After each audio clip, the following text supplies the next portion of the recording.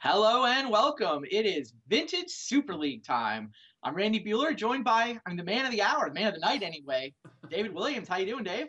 I'm good. I'm good. I'm a little nervous, but excited. These are the kind of moments I look forward to each week. I was actually telling you for every week I play, I'm like jittery and nervous and shaky, and it's like more than when I'm at like a final table of a huge poker tournament. That I'm usually as cool as ice, but for some reason the VSL really gets me going, and tonight is it. I really don't want to leave, but I'm not kind of person to worry about those kind of things. I'm just going to do what I can and play the best match I can. I think I'm more likely to be really bummed afterwards if it goes bad. But when it happens, as you saw last week against Rich, I just try to focus on the match and not worry about what's happening externally. I mean, if I'm out, I'm out, but I just want to play my best and hope the luck goes my favor and I'm able to beat Bob.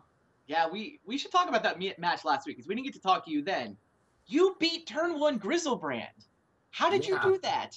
It's so funny because I was so bummed when he resolved Gristlebrand in game two. Yeah, And you're I down felt like 0-1, right? This is your life. You're eliminated from the league if you lose that match. if I lose that game, right? Because I lost game Yeah, one. So I was so close to just right clicking concede because I was kind of over it. I'm like, I'm just fed up. His hand game one was, not that great, but I couldn't close it out. And then he has this opening game two. I'm like, this is how it really goes down.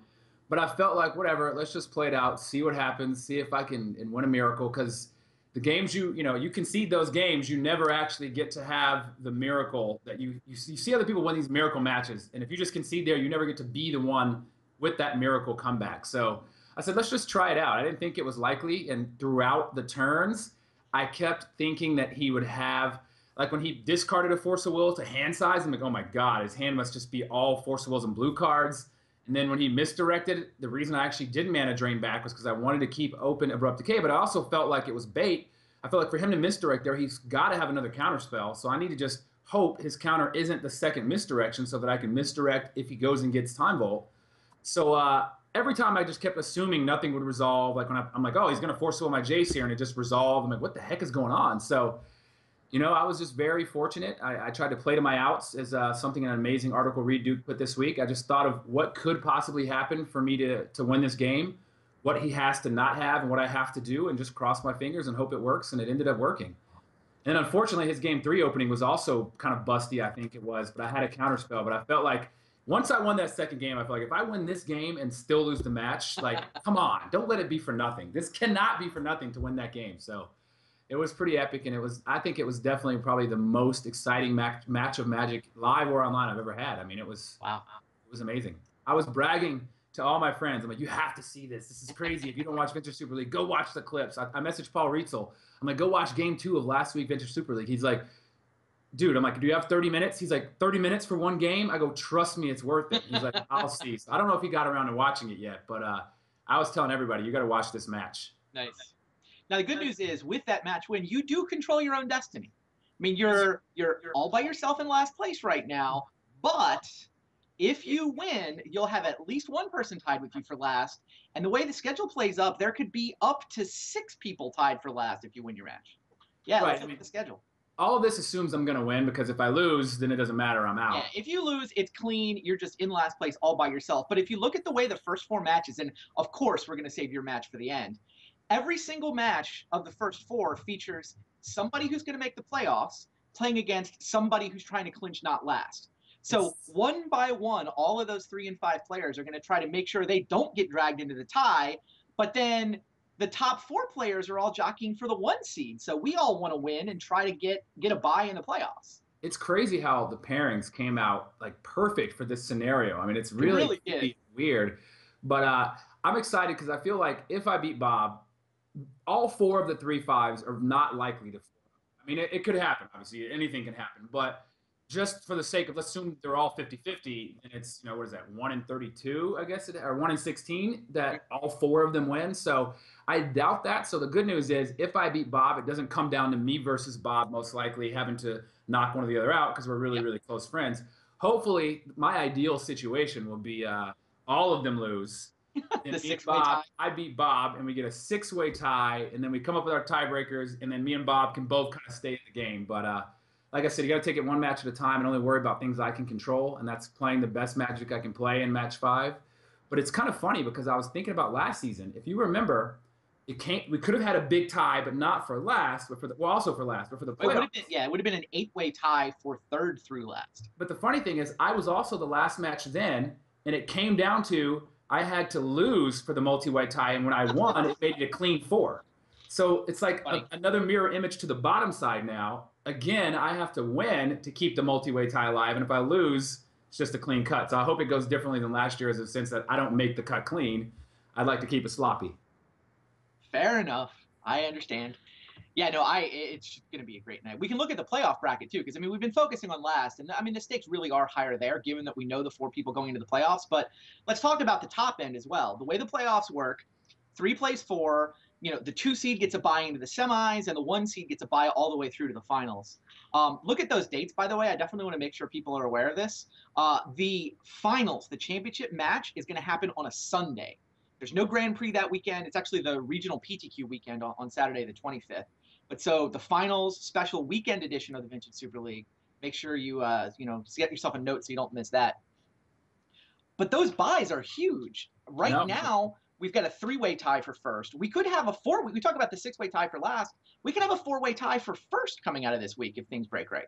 The interesting part is if you guys have a 4, 3, or 2-way tie for first, it almost makes, like, sure, the buys are great, but it's almost like those are playoff matches. It's almost like it's a 4-man bracket in a sense, because you're having to play to advance to the next. So it becomes like some kind of weird single elim or double elim bracket scenario. I mean, it looks beautiful here, but like say you guys have a 4-way tie, then you have to break those ties with more matches, which in effect is just playing out a 4-man bracket. So it's kind of cool. I agree. More magic. It's cool, right? Always more magic. That's the goal. Absolutely. So there's the situation at the top. We can basically have anywhere from 1 to 4 people tied for the 1 seed, depending on how the matches go. And we just, like you said, with the way the schedule comes out, we've of course arranged it for maximum sweat. So every single match, somebody trying to move up in the pairings and somebody trying to get their way off of the bottom. Now, you said you think all of the 3-5s are underdogs? No, I didn't say that. I just said I don't think it's likely that all 4 3-5s win. If you handicap the matches, so the first match we've got the one we're about to do. We've got Steve and Chris with which is Steve on Mentor, Pyromancer, right, kind of USA Control, and Chris on Merfolk. I think Merfolk might be favored there just because Steve has islands in his deck, and those lords are pretty hard to deal with, as are the True Name Nemesis. Like, there's nothing really Steve can do about those. So I definitely crushed a couple of the Mentor decks in the last set with my Merfolk deck. That was definitely a favorable matchup for the Merfolk side. Though, to be fair, Steve has upgraded the Mentor deck since then. So yeah, I think the higher seeded, the 5-3 deck is a favorite there. Match 2, we've got you against Kai, right? And you're on Merfolk also, and Kai's on Belcher. I think Kai might be the biggest dog of the night in that match. I mean, I think I agree with you. I mean, obviously it's a Belcher deck. It can just turn 1 me twice. Anything is possible. But it's certainly true that when I was thinking about what deck to play this set, I thought one of my opponents might go Belcher. And I'm like, what do I want to be playing if I know my opponent's playing Belcher? I want to be playing the Null Rod deck. So 2 Null Rods in the main, 1 Null Rod in the sideboard. Kai, I think I agree with you that Kai is the biggest dog of the night. I mean, it's winnable, but I don't know. I'm at least, 70, 75% favorite there, I think. So now match 3, we've got Luis at 6-2 with his, I believe he's on the creature, the Grover. Punishing Pyromancer. Yeah, whatever he came up with, which I applaud him for getting spicy, something I like to do. He's playing against Rich with an Oath deck, and as we saw last trimester with Oath decks against Mentor decks and Oath decks in general against these creature decks, I mean, Grover the Burnwillow's Punishing Fire is kind of not really where you want to be against a guy playing Oath, so I think Rich is favored there. I think that's the one match where the 3-5 deck is actually favored against the deck with the winning record. Oh, I'll buy that. I mean, Luis is probably better off with Punishing Fire, Grover the Burnwillows than just having Delvers with his Pyromancers, right? At least he's got a way to win the game without playing a creature. Yeah, I mean, 2 a turn is actually a thing. He could theoretically set it up where he can, if he has enough mana, be killing the tokens maybe, and then have enough to bring it back and kill the token again, and then 2 to... I mean, it's going to be tough, but I don't think it's a favorable matchup for Luis, but he is. He is Luis, who has he's pretty lucky. Right. He is one of the best players ever, so with a little luck skill, that equals victory, as he says. I think I do agree with you that Rich is favored there, but yeah, anything could happen. In match 4, we've got Ephro against Martel. Ephro is on Dredge, which is 0-8 this season. What is going on with the Dredge deck? Can it possibly go 0-9? Is that actually a thing that could happen? Well, I mean, it's 08s, and it's not on previous matches, so really we're 50-50, assuming all things normal. But Tom's on Doomsday, which is a faster combo deck, so Tom theoretically could be a favorite here, but he doesn't have 4 ley lines. He doesn't have the Jailer that Bob had, although the sideboard cards ended up not mattering last week. I'm gonna go with Efro here. That could be wishful thinking because I want more people to be 3 and 6, but I think that matchup is actually a toss-up. I mean, it really kind of depends on the die roll. I think if Tom wins the die roll, he becomes a favorite because on the play, he just easily has a chance to win before Efro can disrupt him. Whereas on the draw, Efro can get turn 2s and turn 3s before Tom has an explosive enough draw to win himself. So I really think that matchup is going to come down to the coin flip. Yeah, Martell's anti-dredge package is 2 cards, 2 Ley Lines of the Void, and that's it. But like I was trying to tell you, we were talking about, I think me and Bob, or maybe me and Efro, that's not necessarily a bad thing when you have a combo deck that is so specific. Like his combo deck has such like a linear thing it wants to do. When you dilute your deck with all these sideboard cards, then it's less likely that you're as explosive. Granted, those sideboard cards are huge and buy you lots of time. But if you have a hand with a bunch of ley lines and he's able to break out of it, but you're not comboing, because, you know, Dredge can do that. It can break out of these ley lines. It's not easy, but it can. Then all of a sudden you find that you don't have your combo pieces and you can't win. So it's not a bad thing having 2 ley lines when you're a deck like that. If it's a slow controlling deck, yeah, you want a lot more pieces because you're going to give them time to break out. He can just win quickly. Yeah, it's a good point, actually. And then you've got me. Oh, go ahead. Yes, which then brings us to the main event.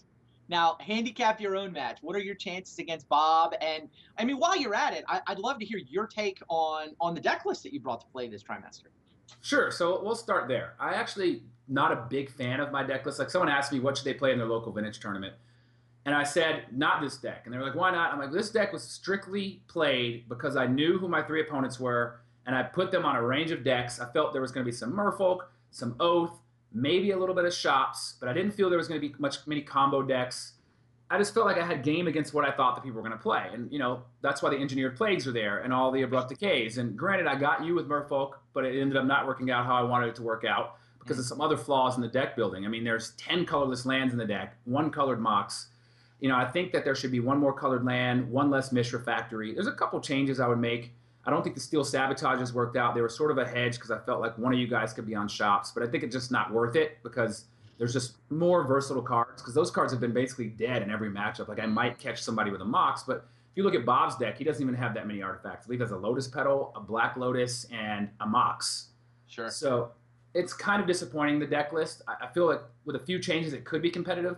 I wish I actually had more Notion Thieves on my sideboard because I was playing the matches practicing against Rich and practicing against Bob, and I realized both of them pretty much can't win with a Notion Thief in play. Like, even if Rich oaths out a Gristlebrand, he can't draw cards anymore, so he's just got a 7/7 lifelinker, and I've got Caracas to bounce it. So, and like Bob, you can't really, without cantrips working in his deck, it really doesn't do anything. Yeah. Like, if he can't Ancestral to deck himself with the he has to kind of Tendrils me off, but you can't Tendrils me off if you're not chaining draw spells. So it's kind of like if I resolve Notion Thief, he can't win. So I wish I had some more Notion Thieves, but all in all, I'm not really happy with my deck. But I also think I was doing some things wrong, which maybe Bob's watching, maybe he's not, but I think I was sideboarding wrong in my last 2 matchups, which allowed me to have some mana issues I had, and I practiced against Bob and changed some things, and I actually was winning a lot more today. So I had myself as a pretty big dog to Bob unless I got very specific opening hands. Like if I have a hand with a bunch of Abrupt Decay type slow effects and not a lot of counters or a standstill, I was a big dog. But once I figured out how to sideboard correctly, I've actually started winning today. I was playing a lot against Paul Rietzel, and we just went under he didn't really know how to Doomsday, so we just said, if you ever cast Doomsday, we'll consider that a win. So there was a few spots where I actually don't think he would have won with the Doomsday because he didn't know what he was doing. He just went like Lotus Doomsday with nothing in play.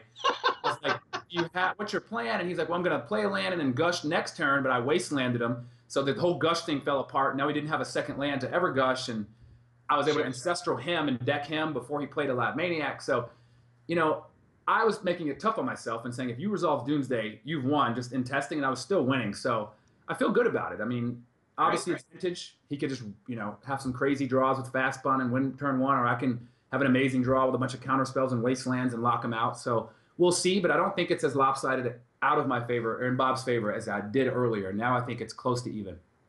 Okay.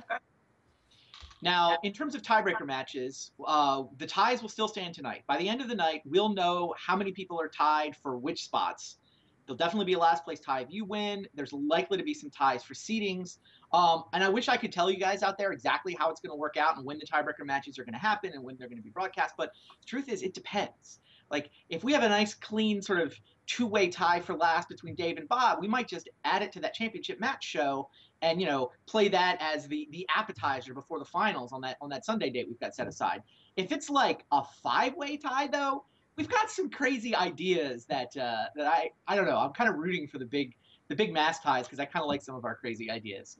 But we'll know by the end of the night which scenario we're in, and then that'll allow us to work it out. We've also, the truth is, working around Pro Tour travel isn't trivial. I think some of the guys are about to leave for Pro Tour Brussels. There is Efro's leaving Friday. Friday. I'm leaving Monday. Okay. Bob's leaving Wednesday. Wednesday of next week. Wednesday of next week. He's landing the day before. Him and his wife are going. So I guess with he has 4 kids and a company, it's hard for him to take as much time off. It's hard for me with 1 kid and no company. So I'm leaving Monday. I don't know who else is qualified in our group. Well, I leave Tuesday. I'm not playing obviously, but you leave Tuesday. Kai, I don't know if Kai's playing. Yeah, maybe it's not. Well, I know that I think Luis is leaving this week. No, yeah, Luis, I think either leaving now or already left because I know he was going early because Efra was joining them after leaving on Friday. So Luis might already be leaving tomorrow, I think.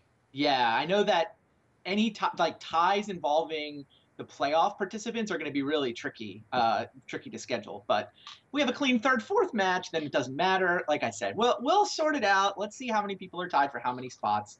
There's currently no plan to have a show next week. We always take off the Tuesday before the Pro Tour because so many of us do travel to those Pro Tours. So currently no plan for a show next week, but who knows what happens. Maybe we'll just play the tiebreakers out then if it works out. Yeah, we'll sort it out.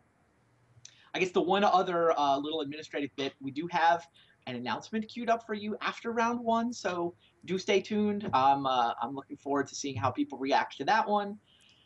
I think I know what this announcement is, so I'm excited. Pretty good one, right? Too. Is it what I think it is? What we've talked about? I think so. Okay. Yeah, you know what it is. Okay, then yeah, I know what it is. I'm excited to hear about this myself. All right. Yeah.